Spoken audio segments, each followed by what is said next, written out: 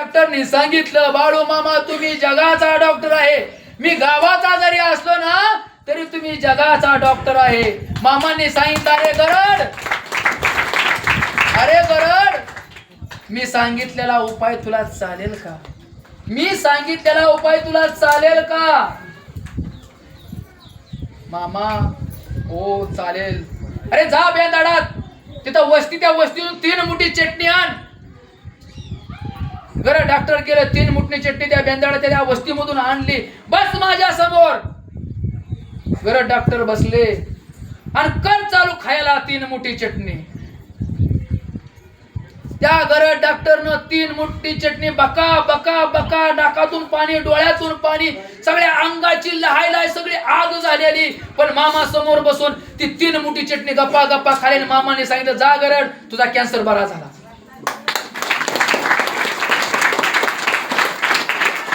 एवढी ताकद मामांची.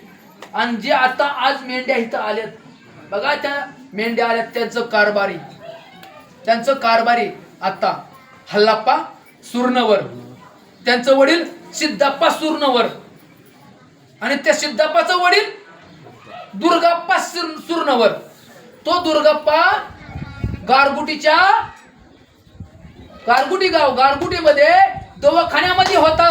आणि दवाखान्यामध्ये असताना एवढा आजारी होतं की कुणीच म्हणत नव्हतं की हे वाचल. शेवटच्या स्टेपला होतं. मामा कोण बघितलं नव्हतं. बघा मी काय सांगतोय, मामा कोण माहित नव्हतं. तो बेडवरती आहे आणि झोपला. झोपीत त्याला स्वप्न पडलं. तो रेल्वे मध्ये बसलाय. कशामध्ये बसलाय? रेल्वे मध्ये बसलाय. आणि ती रेल्वे पळते. आणि ती रेल्वे पळत पळत कुठं चालले माहितीये का? अशी खालून नाही, ती रेल्वे आकाशाकडे चालली. ती रेल्वे कुठं चालली? आकाशाकडे चालली. आकाशाकडे ती रेल्वे जात असताना ते दृश्य तो स्वप्नामध्ये पाहतोय. मी त्या रेल्वे मध्ये बसलोय, रेल्वे आकाशाकडे चालली. आणि कोणतरी एक फेटेवाला म्हातारा, हातात काठी, खांद्यावर गोंगडी आला, माझ्या हाताला धरतोय आणि मला म्हणतोय, त्या दुर्गाप्पाला म्हणतोय, अरे दुर्गाप्पा, तुझं तिकीट कट केलंय रे मी, चल खाली. तुझं तिकीट कट केलंय मी, तू खाली चल. आणि तो म्हातारा, त्या म्हाताऱ्यानं त्या दुर्गाप्पाला खाली घेतलं. आणि दुसऱ्या दिवशीपासून त्या दुर्गाप्पाची परिस्थिती सुधारायला लागली. 8 दिवसात दुर्गाप्पा बरा झाला. आणि नंतर 3-4 वर्षानं दुर्गाप्पा एका मेंढरामध्ये गेला. तिथं हे माणूस होता.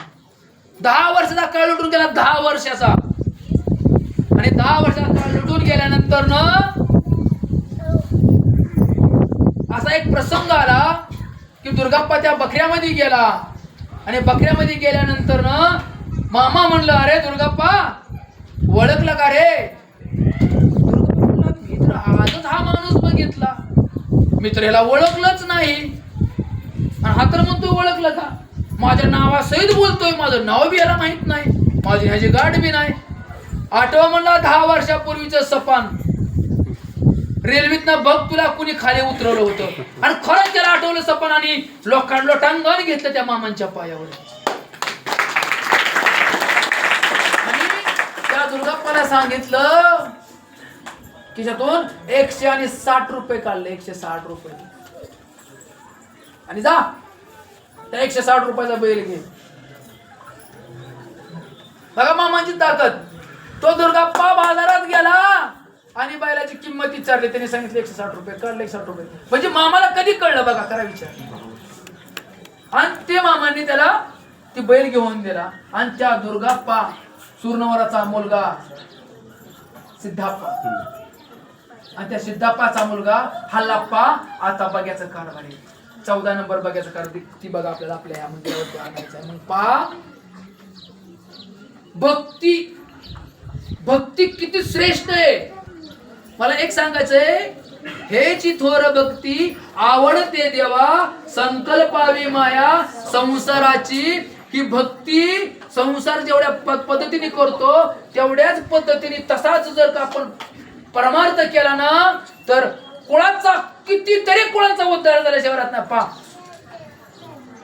कोण म्हणतो मी? दुर्गाप्पा गेला कारभारी मामांच्या मेंढ्यामध्ये, सीताप्पा गेला मामांच्या मेंढ्यांचा कारभारी, आता हालाप्पा मामांच्या मेंढ्यांचा कारभारी पा, आणि त्यांचा मुलगा बी होणार. कारण कितीतरी कुळांचा उद्धार करून ठेवतात मामा.